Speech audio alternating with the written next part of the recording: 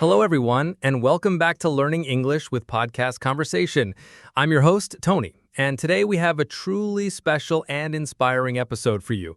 We're going to talk about something many of us experience at some point, that feeling of being stuck in life. You know, like you're standing still while the world moves around you. It's a tough feeling, isn't it? To help us navigate this topic, I'm thrilled to welcome our wonderful guest today, Jenny, a life coach and motivator. Welcome, Jenny. Hi, Tony. Thank you so much for having me. I'm really excited to be here.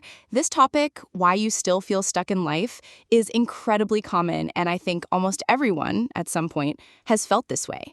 It's that feeling of not making progress, not moving forward even when you really want to. It can be quite frustrating and even a bit disheartening, can't it? Absolutely, Jenny. It's a universal feeling, and it can affect so many areas of our lives, right? Our careers, relationships, even our personal growth and hobbies. So let's dive right in. What do you think is one of the biggest reasons people find themselves in this stuck situation? That's a great question to start with, Tony. I'd say one of the primary culprits is often a lack of clarity, especially around goals. Many people feel stuck because they don't have a clear idea of what they truly want or where they're going. It's like driving to a new city without a map or even knowing the destination. You just keep driving in circles or stay parked, afraid to go the wrong way. That's a fantastic analogy, Jenny. So you're saying that if we don't know our destination, any road will do, or more likely, no road at all will seem right. I can relate to that. Sometimes I felt overwhelmed by too many options, and then I just do nothing. Exactly. That overwhelm is a huge part of it. When you have too many possibilities, your brain can get paralyzed. It's often called analysis paralysis. You spend so much time thinking about what to do that you never actually do anything. You know, like when you're trying to choose a movie on a streaming service and there are thousands of options and you end up just scrolling for an hour and watching nothing. Oh, Jenny, that is me every Friday night. It's so true. So clear goals are important. What else contributes to this feeling of being stuck? Another big one, Tony, is fear. Fear of failure, of course, is very common. People are afraid to try something new because they might fail, and that failure can feel very big and scary.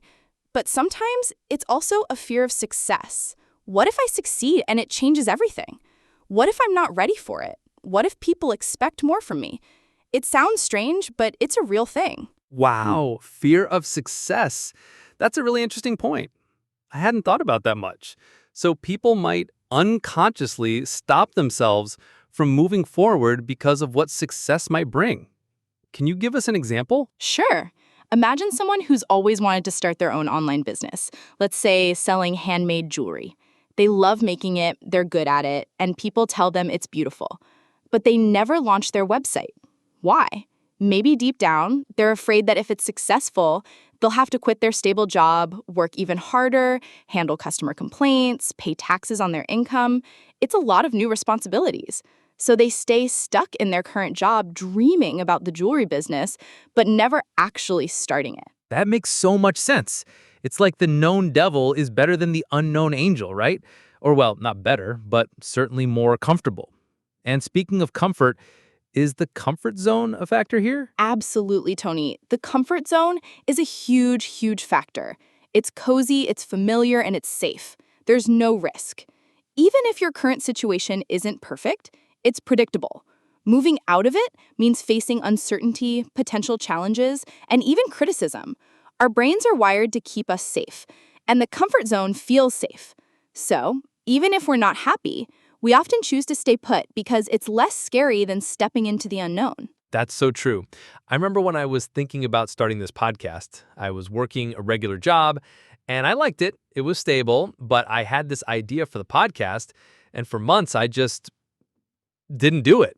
I told myself I was busy or didn't have enough time, but really, I think I was just scared to leave my comfort zone. What if it failed? What if people didn't listen? Oh, Jenny, that is a great personal example. And look at you now hosting a successful podcast. That's fantastic. Your experience really highlights how the comfort zone can hold us back. It's a mental barrier more than a physical one. And sometimes we create these barriers ourselves. Thanks, Jenny. And I think another big one that keeps people stuck, especially in today's world, is comparison. With social media, it's so easy to look at other people's lives and think, oh, they're so successful or they have everything I want. It makes your own life feel inadequate or like you're behind, doesn't it? Oh my goodness, yes. The comparison trap is extremely powerful. We see everyone else's highlight reels, their perfect vacations, their career promotions, their beautiful families, and we forget that it's just a small, curated part of their life. We compare our everyday, often messy reality to someone else's carefully filtered best moments. It's not fair to ourselves, and it can make us feel like we're not good enough or not progressing fast enough, even if we are. Yeah, it's like we're always running a race against ghosts on the internet. And sometimes it makes us feel like, well, why bother? I'll never be as good as X, Y, or Z. It's demotivating. Exactly. And it stops us from celebrating our own small victories, which are so important for building momentum. If you're always looking at someone else's finish line, you'll never appreciate your own starting line or the progress you've made. It's crucial to remember that everyone's journey is unique. That's a very wise point. So, Jenny, we've talked about a lack of clarity, fear, the comfort zone, comparison, perfectionism, and past failures.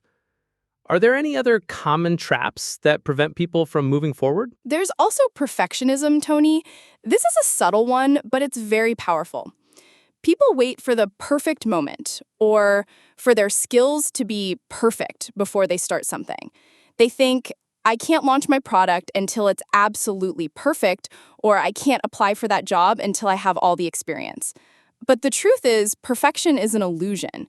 It doesn't exist, and waiting for it means you'll never start. Ah, yes, the perfect trap.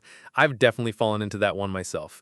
It's like you're so focused on making it flawless that you never actually finish it or you never even begin. It's better to start imperfectly than to wait for perfection that never arrives. Precisely. Done is better than perfect, as they say. Think about learning a new language, for instance.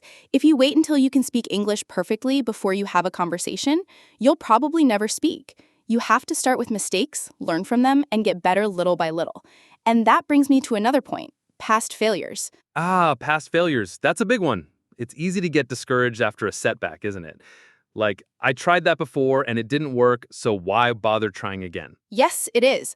Our brains tend to remember negative experiences more vividly than positive ones sometimes. So if you tried to start a new hobby, let's say painting, and your first few attempts weren't good, you might think, I'm not talented, I'm bad at this, and give up. Instead of seeing it as a learning experience, we label it as a failure and carry that label with us, which stops us from trying again, not just painting, but maybe other new things too. That's so true. It's like one small misstep becomes a giant roadblock in our minds.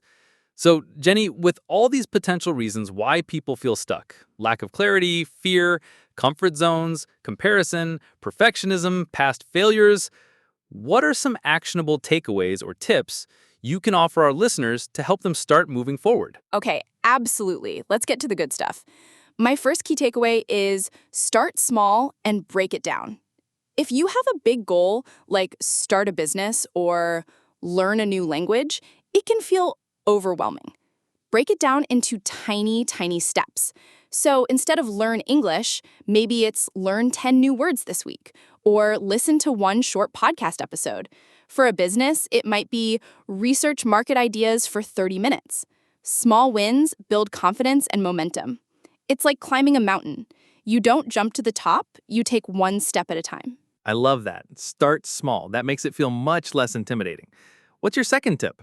My second tip is embrace imperfection and learn from mistakes. This goes back to perfectionism and fear of failure. Understand that mistakes are not failures, they are learning opportunities.